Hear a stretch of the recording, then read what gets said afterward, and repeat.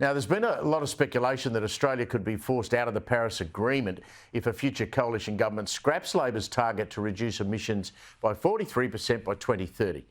Now, Peter Dutton's made it very clear he doesn't think the government will get there, and so why would he sign up to that? However, the Australian's Environment editor Graham Lloyd thinks that's very unlikely. Now, he wrote today that money talks and no one walks in the Paris Agreement. He makes the observation that if countries were excised from the Paris Agreement for not meeting high expectations, it would be a gathering of none. He puts it so well. After all, global carbon emissions continued going up despite all the money being thrown at it. Andrew Hyman, the man who drafted the Paris Agreement, seems to agree, saying it'd be unprecedented for the coalition to adopt a lower 2030 target, but they wouldn't be ejected from the agreement over it. Joining me is the Australian's Environment editor, Graham Lloyd. So no one's getting booted out of the Paris Agreement. I loved what you wrote today, and that makes absolute common sense, Graham. Yes, good evening, Steve. The thing about the Paris Agreement, it's a new United Nations body, and it's all about having everybody in the same tent so they can really sort of push each other around and tell them what to do. The minute someone's outside of the tent, they're really under no pressure whatsoever.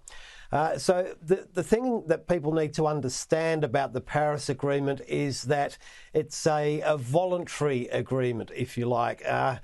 Barack Obama, the US president, he negotiated it.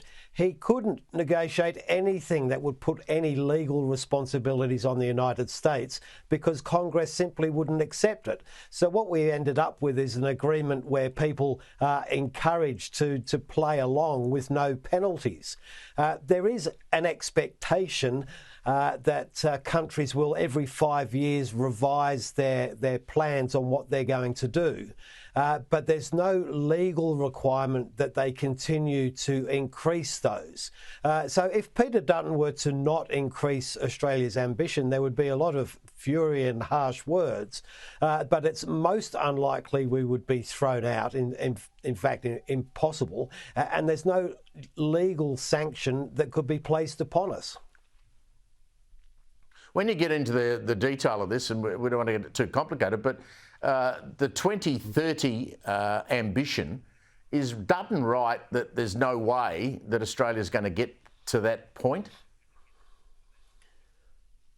Well, certainly the evidence is that delivering the things that are needed to meet that target are proving to be more difficult than was expected.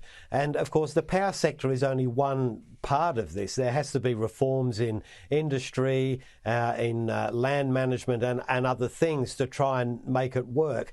And things happen slowly, and they definitely happen a lot more slowly than those who want it most would like. So Australia is not alone in this. Pretty much every country in the world is struggling to meet the targets they have set. And as the UN has said, even the targets that have been set are not sufficient to meet the ambition that everybody claims to hold.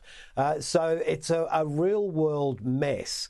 And if you like, Peter Dutton is calling it out for that and saying we need a different plan to try and get there, and we need more time to achieve it. Whether he has the recipe for that remains to be seen, but certainly the progress to date suggests that Labor's existing target is not going to be met. Well, with your finally your vast experience, I mean, it's not just an emissions target in 2030, which after all is just 6 years away. It's also 82% renewables by 2030. As I drive around Australia, and you're in Coffs Harbour, and we all get out and around the country as often as we can, I can't see that happening. No, but there's certainly all the plans are on the drawing boards, and I think what's planned for sort of New England and what have you in New South Wales is an astonishing scale of what's proposed to go in there. But it all relies on the construction of transmission lines and other things that are proving much more difficult and much more expensive. And part of that is because everyone in the world is trying to do the same thing at the same time. So you have cost inflation, and then you have huge expectations about how these things are going to perform, and often they don't perform as expected. And I guess the pressure on the raw materials that we're not making largely, which, I'm talking about solar panels and wind turbines. I mean, I'm sure countries are lining up saying, we'll pay more, give them to us. That's certainly the experience. So we have a huge geostrategic contest going on with China effectively trying to corner the market in the manufacture of these things. And that's the great benefit to countries that are buying them because the price is low. But they're also doing that with all the materials and rare earths and metals that are required for this green transition. So there's a much bigger game at play that extends well beyond what Australia is likely to do to have the power lights go on when you flick the switch. Great to catch up with you, Graham. Thanks a lot.